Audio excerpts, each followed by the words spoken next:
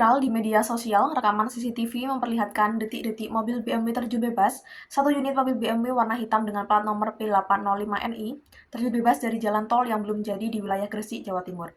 Pada Sabtu 5 April 2025 sekitar pukul 22 waktu Indonesia Barat. Mobil jenis sedan itu terjatuh dari ujung jalan tol Krian Gresik saat hendak menuju tol Kebomas. Pengendara mobil ini diduga terlalu fokus mengikuti Google Maps. Dikarenakan mengikuti Google Maps, mobil sedan BMW yang dikemudikan oleh Mohrudi Heru Komandono, 61 tahun dengan penumpang Endang Sri Wahyuni, 47 tahun itu, nekat melaju lurus dengan kondisi tol yang belum tersambung dan ujungnya yang masih menganga itu. Mobil sedan BMW tersebut akhirnya terjun dari ujung jalan dan terjatuh dari ketinggian sekitar 5 meter. Tanpa aspal seperti tergaruk saat mobil terjun ke bawah, kemudian mobil baru berhenti saat menabrak taman.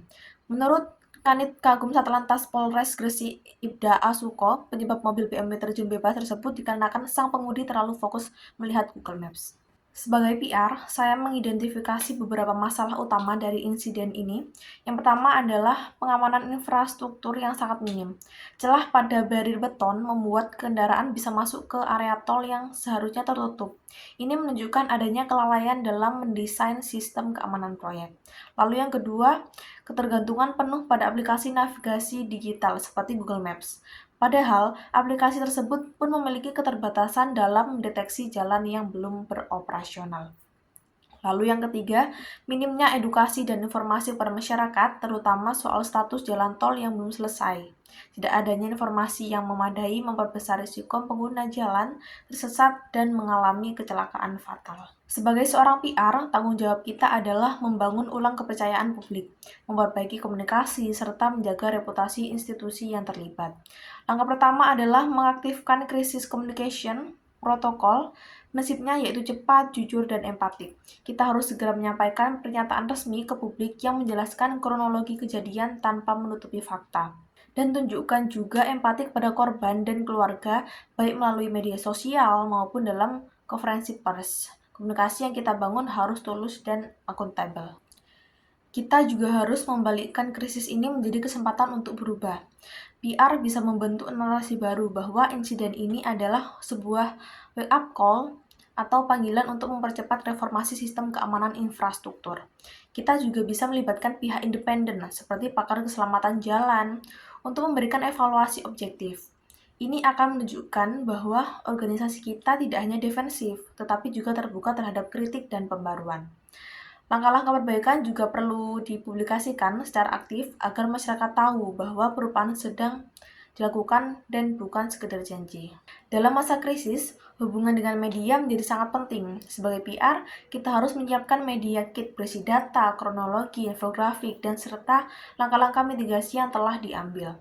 Tujuannya adalah mencegah media membuat spekulasi karena informasi yang resmi sudah kita sediakan.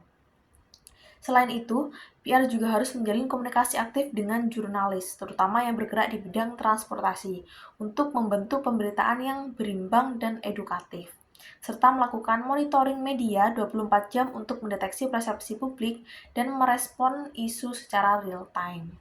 Sebagai PR, kita harus mendorong terjadinya koordinasi antara pengelola tol, dinas perhubungan, dan penyedia layanan navigasi seperti Google Maps. Dengan kolaborasi seperti ini, kita bisa memastikan bahwa informasi jalan terbaru segera terupdate di sistem navigasi digital, dan publik tidak lagi disesatkan oleh arahan yang keliru. Sebagai PR, kita juga harus proaktif mencegah krisis berikutnya melalui edukasi masyarakat. Kita bisa mengangkat kampanye publik bertajuk Cek Rambu Bukan Cuma Maps, yang bertujuan mengajak masyarakat untuk lebih percaya pada rambu lalu lintas daripada aplikasi semata. Kontennya bisa disebarkan lewat media sosial seperti TikTok, Instagram, YouTube, Short, yang memang lebih dekat dengan pengemudi muda.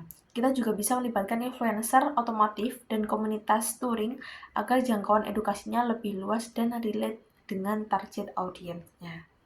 Dari studi kasus ini, kita belajar bahwa peran PR sangat krusial. Kita bukan hanya sekedar menyampaikan informasi atau juru bicara, tapi kita adalah arsitek persepsi, penjaga reputasi jangka panjang, dan jembatan antara organisasi dan masyarakat. Dengan komunikasi yang transparan, strategi yang kolaboratif, dan semangat edukasi yang kuat, PR bisa menjadi garda depan untuk mengubah krisis menjadi momentum perubahan yang berdampak luas. Perlu diingat, nilai sejati seorang PR bukan di saat tidak ada masalah, tetapi justru di saat krisis datang. Dan kita hadir untuk menanganinya dengan kejelasan, kredibilitas, dan kepedulian. Terima kasih sudah menyimak, semoga konten ini bisa memberikan wawasan, dan sampai jumpa.